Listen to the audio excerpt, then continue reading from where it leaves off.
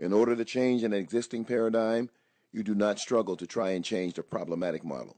You create a new model and make the old one obsolete.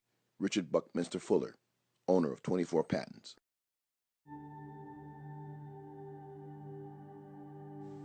Youth football head injuries.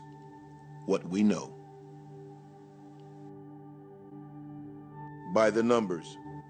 According to the American Academy of Orthopedic Surgeons, by the numbers, each year there are more than 448,000 reported football-related injuries to youth under age 15, totaling more than $6.89 billion in medical, legal, and liability costs.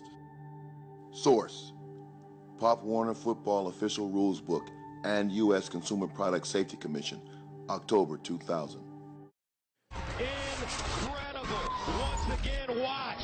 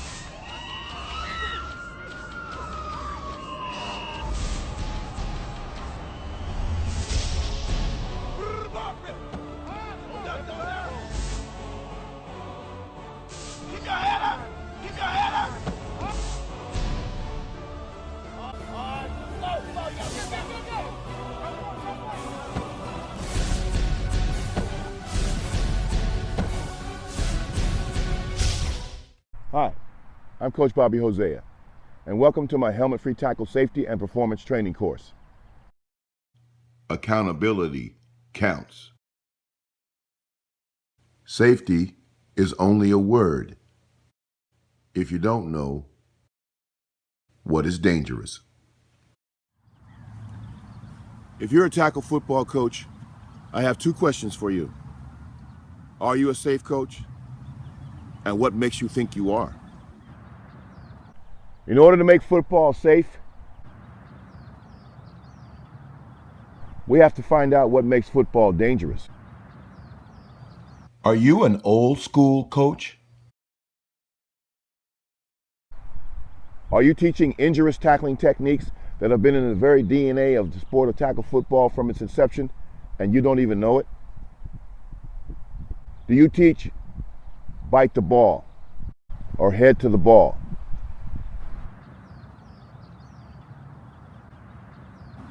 Do you teach head across the front or head to the far number on an angle tackle?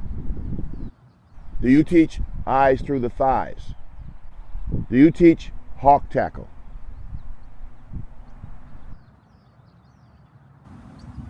Do you teach screws to the numbers?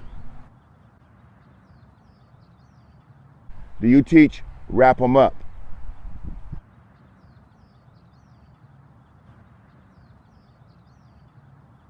the more things change, the more they stay the same?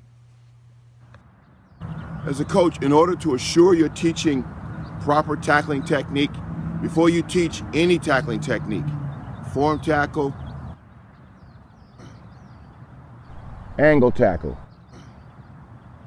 the two primary tackles that can cause severe injury to the brain, neck, and spine if taught incorrectly. 5 questions. Prior to giving or executing any tackling instructions, No, you didn't bring your hips, big old dude. you want to ask yourself the 5 following questions. 1. What is the objective of the instruction? aim low, tackle the legs.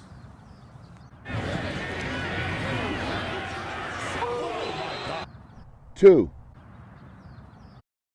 What is the risk of the instruction? Make a heck of a catch and take a big hit. And you'll see the helmet go down right onto the thigh of Sanu. 3. What is the consequence of the risk of the instruction? He hit his helmet, boom, right there. 4. What is the result of the consequence of the instruction? The game would be delayed 15 minutes as Everett was immobilized before being lifted into the ambulance. Number 5. What is the alternative to the original instruction? If you want to teach young kids how to tackle, that's how you tackle, chest to chest. You wrap them up, you drive your feet through, you roll your hips. Clinic.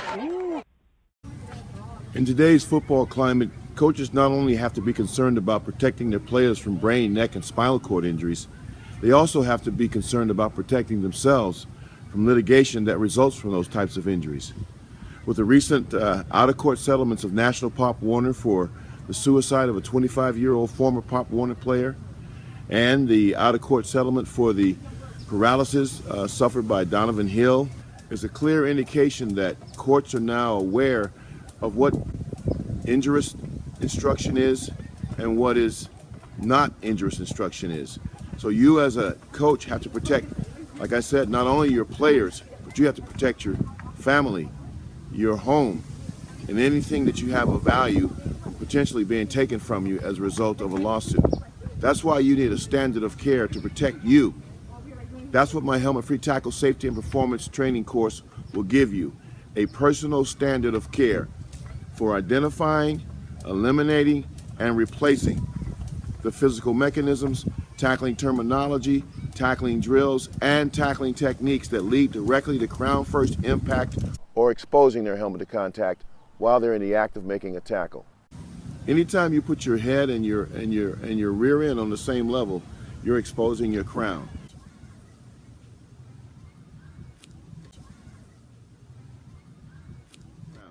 So this is what you have to be aware of as a coach to protect yourself and your players. Next up, fear factor.